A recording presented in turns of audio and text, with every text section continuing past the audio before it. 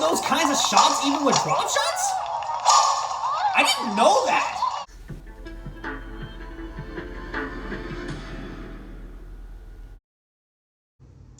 Welcome, gang, to episode number 57 of Nintendo Switch Sports.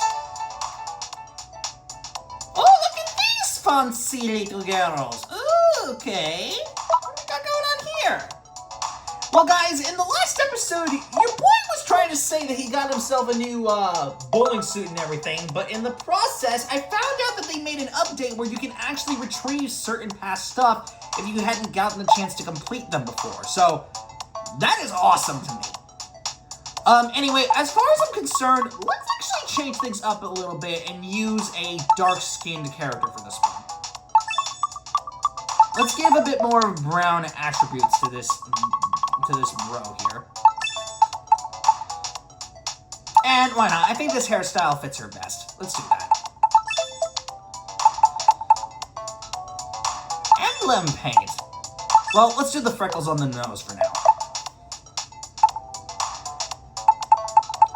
Now, as for the outfit, I'm gonna actually change things up a bit and do the tracksuit tri-color, because, to be honest, I want to try something a little different, and, you know, what better way to do it than to try something like this, you know?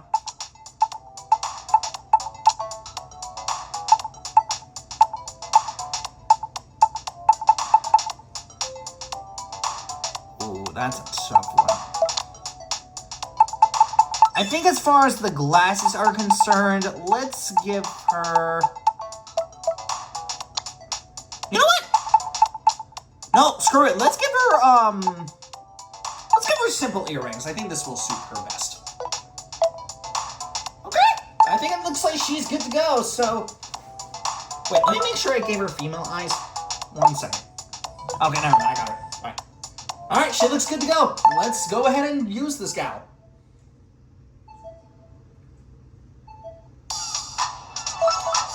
Square. Wait, why is it showing up? Oh, I know why.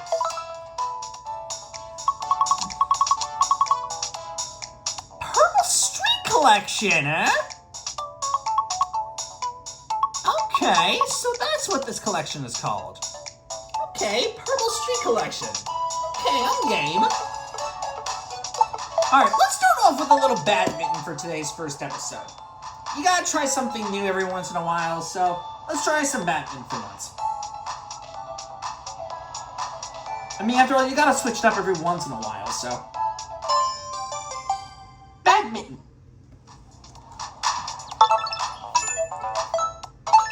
Let's go!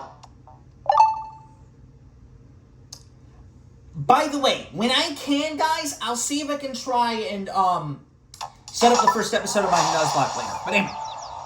So we're up against McFry this time, eh?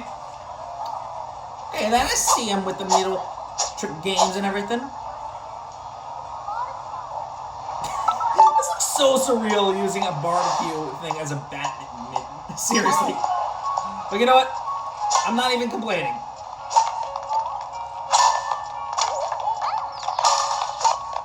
Ooh! Got it back on your feet, eh?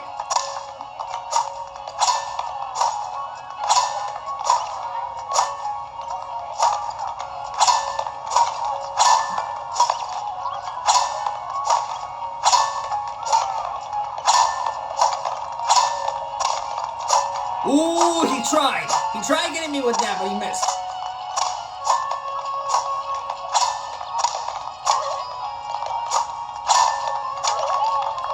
I thought he was going to get me with that last shot, but somehow he did not. Do not ask me how, but somehow he did not get me with that last shot. So, I don't know how he didn't get me with that last shot, but you know what? I'm not going to complain.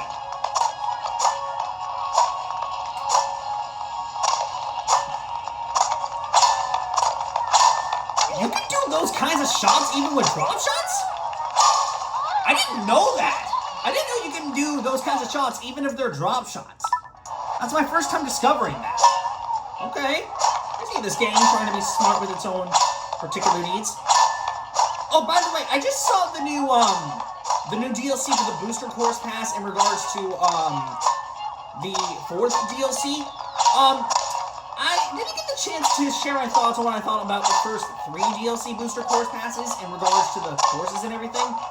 I gotta say, Nintendo's been making some really good options with a lot of these tracks lately. So there was a bunch of good ones that they ended up spreading in for most of the booster course pass. There were a couple I was a bit disappointed about, sure, but there weren't that many that I was really disappointed with. There was really only just like, what, 1 or 2 that I was disappointed with, I think. But all in all, a lot of the courses that they mentioned were really solid candidates, even for playing through them for the first time and everything. So there were some really good tracks in there. So, to give you an idea of how much I liked the booster... Shoot, I messed up.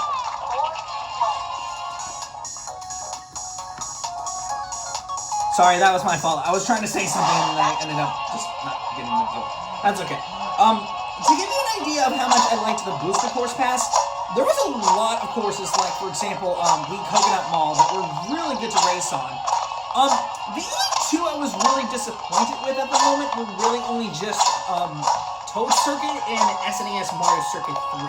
Those were really the only 2 that I was disappointed with because the other tracks were pretty freaking solid. You know, like in the first booster pass, you have in the first wave, you have Paris Pyramide, Toad Circuit, Choco Mountain, and Coconut Mall. I really liked the first, third, and last ones. They were a lot of fun to race in. So they were enjoyable, they were really fun to race in, and just in general were really masterpieces in their own right. And then you have Tokyo Blur, Shroom Ridge, Sky Garden, and Ninja Hideaway, even though Ninja Hideaway already appeared in Tour. But those tracks too were also pretty good, so they were really nice to race on and just have a lot of fun going through them. They were a ton of fun. And then for Wave 2, you have New York Minute, Calamari Desert, Waluigi Pinball, which is a fan favorite among many, and I like that track too. And here we go. You also have Mario Circuit 3. I was a bit disappointed with Mario Circuit 3. I thought they were going to bring Mario Circuit 4 to the table, but sadly that didn't happen. But I was impressed with the other tracks, especially Sydney Sprint. Of course they didn't give me the other one. That's right. So Rhea Pre 03 and Christina. Snowland, Mushroom Gorge, which I was really happy that they brought back. Mushroom Gorge is one of my top favorite tracks from Mario Kart Wii, so I'm glad that they brought that course back. And then you also have Sky High Sunday. I know not a lot of people like Sky High Sunday, but personally I actually don't mind the track. I think it was pretty decent for what it is. It's not the best new track, I'll admit, but it's still a really cool course. So that should give you an idea of how much I respect the course. It was really unique. It was really sweet, no pun intended. But overall, it was a really cool track. It did something different, and honestly, I really enjoyed it. And then for the third DLC, a lot of the tracks were actually really solid in that one as well. You have London Loop, which was actually really nice, and honestly, I really liked the music. I like the tour version slightly more if I were to compare the two, but London Loop was not too bad to race in. You have Boo Lake, which is a complete and utter change, which I think was a really good idea by the developers to change it and have an actual lake, because honestly, Boo Lake looks a lot better in the remake comparing to how it looked back then. It was a masterpiece of a track to race in. Then you have Rock Mountain, which I don't think really changed all that much. There was really only just an anti-gravity section that was added, but overall it was still a decent track to race in. But personally, I would have chosen something different, like, I don't know, like Bowser's Castle or something like that, but overall it wasn't too bad of a track. It overall did something different, so I guess I can accept it for what it is. I kind of wish that they brought Bowser's Castle back from Mario Kart 7, because they did it in Tour and it was really amazing, so I was kind of expecting that track to come back. Then you also have Wii Maple Treeway, another fan favorite a lot of people like, and personally I like Maple Treeway. I thought it was pretty cool. It was a really nice track to bring back, and I think overall it was really nice to race in for what it is. Oh, he saved me from the out, you idiot! You know what, I'm just gonna show it for the life of myself. Alright, I'm not going to. Then, Berlin Byways was a really nice track. I really enjoyed racing in that track. And then, as far as it's concerned with, Merry Mountain, I thought it was really nice. I kind of wish that they added Snowman to the mix to make it more interesting. But overall, it was not too bad of a track. I think overall it was pretty nice. But 3DS Rainbow Road is what really impressed me. Like, that track dramatically was altered completely from the original version, and it looked spectacular.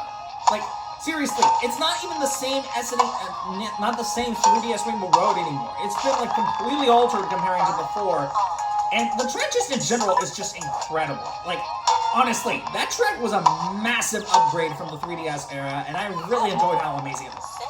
Am I seriously coming back as I'm talking about this? Unbelievable. You know what, I might as well stop talking for a second, because